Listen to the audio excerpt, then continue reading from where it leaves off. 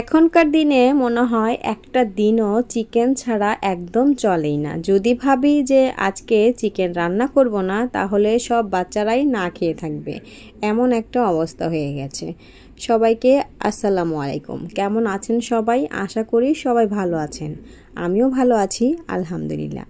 আজকে আমি একটা লেয়ার মুরগি নিয়ে এসেছি আর সেটাই রান্না করব। প্রথমে লেয়ার মুরগিটা আমি একটু পুড়ে নিয়েছি, কারণ লেয়ার মুরগিটা একটু চামড়াটা শক্ত হয়, পুড়ে নিলে ভালো হয়। তারপরে আমি ভালো করে বেছে নিয়ে কেটে নিচ্ছি। এখন ধুয়ে নিয়েছি। আর আমি কিন্তু এখানে চামড়া আর পা, গলা এগুলো সব কিছু আলাদা করে নিয়েছি। আর এই যে মাংসগুলো, শুধু মাংস, এগুলাই আমি আলাদা করে নিয়েছি। আর আমি না চিকেনটা ভালো করে ধুয়ে নিই। আমার কাছে চিকেন যদি ভালো করে না ধোয়া হয় তাহলে খেতে খুব একটা বিরক্ত লাগে। আমি এই যে এরকম করে কল ছেড়ে একটা একটা করে চিকেনগুলো ধুয়ে নিই। গরুর মাংস মনে হয় খুব একটা না ধুলেও চলে, কিন্তু চিকেন একেবারে না ধুলে একদম মনে হয় না যে ধোয়া হয়েছে। এতবার করে ধুয়ে নিলাম, তারপরে মনে হচ্ছে যে ধোয়া হয় নাই। যাদের বাসায় ছোট ছোট বাচ্চা আছে তাদের বাসায় দেখেন প্রত্যেক দিন মনে হয় চিকেন রান্না করতেই হয়। আমার বাচ্চাটা চিকেন ছাড়া কিচ্ছু বোঝে না, সব সময় চিকেন রান্না করতে হয়। আজকে আমি ভেবেছি আমার বাচ্চার জন্য রান্না করব। আর লেয়ার মুরগিটা একটু শক্ত হয়, তাই ভাবলাম যে একটু প্রেশার কুকারে রান্না করি। প্রেশার কুকারে চিকেনটা রান্না করলে, লেয়ার মুরগিটা রান্না করলে খুব ভালো হয়।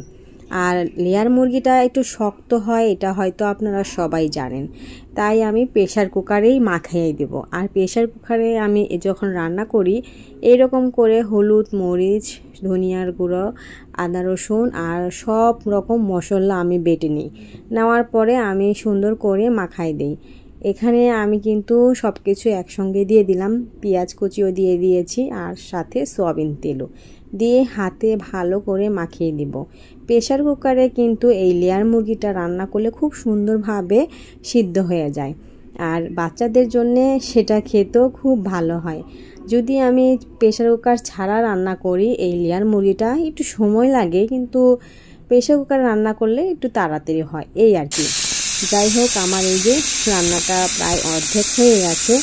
আমি অর্ধেক যখন হয়েছে রান্নাটা, তখন আমি প্রেশার কুকারটা নামিয়ে নিলাম।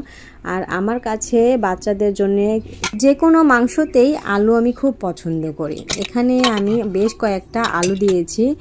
চিকেনের সাথে কিন্তু আলু বেশি একটা ভালো লাগে না, তারপরেও আমি দিয়েছি বাচ্চাদের জন্যে। আর দিয়ে দিলাম অনেকগুলো রসুন। আমার কাছে রসুন খুবই পছন্দ, সেটা গরুর মাংসতেও দেই আর এই মুরগির মাংসতেও দেই। আমি ব্রয়লার মুরগিতে খুব একটা দেই না, আর আজকে যেহেতু লেয়ার মুরগি রান্না করছি তাই এখানে দিলাম। লেয়ার মুরগিতে ভালো লাগবে তাই। এই তো আমার অর্ধেক রান্নাটা হয়ে গিয়েছিল, তখন আমি আলু আর রসুন দিয়েছিলাম। এখন পুরোপুরি রান্নাটা হয়ে গেছে। আর কালারটাও মাশাআল্লাহ অনেক সুন্দর হয়েছে। চিকেনগুলোও কিন্তু অনেক সুন্দর সিদ্ধ হয়েছে। যেহেতু প্রেশার কুকারে দিয়েছি, আপনারা কিন্তু লেয়ার মুরগি রান্না করলে এভাবে প্রেশার কুকারে রান্না করতে পারেন, তাহলে অনেক সুন্দর সিদ্ধ হয়। আমি রান্নার শেষে এখন দিয়ে দিলাম জিরার গুঁড়া। জিরার গুঁড়াটা না দিলে মনে হয় না যে মাংস স্বাদ আছে। এখন একদম পারফেক্ট। যাই হোক, আমার রান্নাটা কেমন হয়েছে কমেন্টে কিন্তু জানাতে ভুলবেন না। আপনাদের কমেন্ট পড়তে আমার খুব ভালো লাগে। আজকের মতো এই পর্যন্তই। সবাই ভালো থাকবেন, সুস্থ থাকবেন। আর আমার ভিডিওটা যদি ভালো লেগে থাকে অবশ্যই চ্যানেলটা সাবস্ক্রাইব করে দিবেন। আল্লাহ হাফেজ।